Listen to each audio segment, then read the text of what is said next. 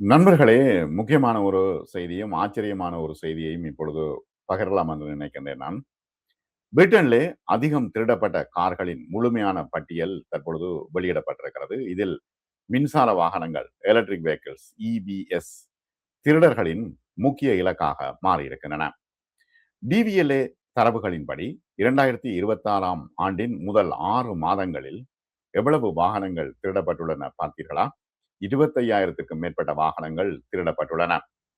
இந்த ஆண்டு ஜனவரி 1 முதல் ஜூன் 30 வரை அதிகம் திருடப்பட்ட கார் நிசான் ஜூக் வகை காராகும். இதில் 197 கார்கள் திருடப்பட்டுள்ளன. இந்த பிரபலமான மாடல் 2025ஆம் ஆண்டின் முழு ஆண்டு தர வரிசையில் 5வது இடத்திலிருந்து முன்னேறி 2026ஆம் ஆண்டில் இதுவரை பிரிட்டனில் அதிகம் குறிப்பிட்ட வாகனமாக மாறியிருக்கிறது. ஆனால் ஹேட்ச்பேக் கார்கள் மட்டுமே திருடர்களால் விரும்பப்பட்ட கார்கள் அல்ல. BMW போன்ற பிரீமியம் மாடல்களும் அதிகம் திருடப்பட்ட கார்களின் பட்டியலில் இடம் பிடித்திருக்கின்றன. பிரிட்டனின் சாலைகளிலிருந்து கிட்டத்தட்ட 90 BMW 330 EM ஸ்போர்ட் ஓட்டோ கார்கள் திருடப்பட்டுள்ளன. முழுமையான மின்சார வாகனங்களும் பியோ இபிஎஸ் முதல் முறையாக பிரிட்டனில் அதிகம் திருடப்பட்ட முதல் 20 வகை கார்களின் பட்டியலில் இடம் பிடித்து முதல் 20 இடங்களில் 4வது இடத்தை BMW பிடித்திருக்கிறது. டொயோட்டாவுக்கும் இது ஒரு மோசமான 6 மாத காலமாகவே இருந்திருக்கிறது. டொயோட்டா நிறுவனத்தின் 5 மாடல்கள் இந்த பட்டியலில் இடம்பெற்றிருக்கின்றன. இந்த ஆண்டின் முதல் 6 மாதங்களில் திருடப்பட்ட கார்களின் மொத்த எண்ணிக்கை 25,050 என்று டிவிஎல்ஏ அறிவித்திருக்கிறது. இது 2025ஆம் ஆண்டின் முதல் பாதியில் இருந்த 27,831 என்ற எண்ணிக்கையை விட குறைவுதான்.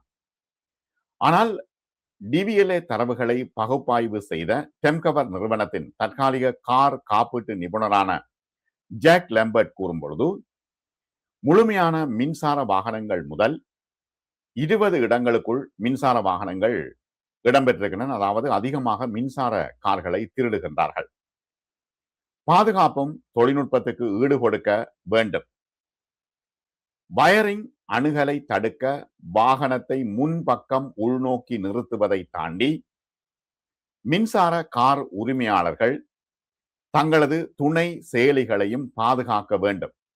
கீ போன்றவற்றை கவனமாக வைக்க வேண்டும். அவர்கள் ஹேக் செய்கின்றார்கள். வெளியில வந்து நின்று காரை ஹேக் செய்து அவர்கள் திருடி கொண்டு போகிறார்கள். டிஜிட்டல் சாவி இருந்தால் ஒரு பின் அல்லது பயோமெட்ரிக் பூட்டை அமைக்கவும் என்று தற்பொழுது டிவிஎல்ஏ ஆலோசனை சொல்கிறது.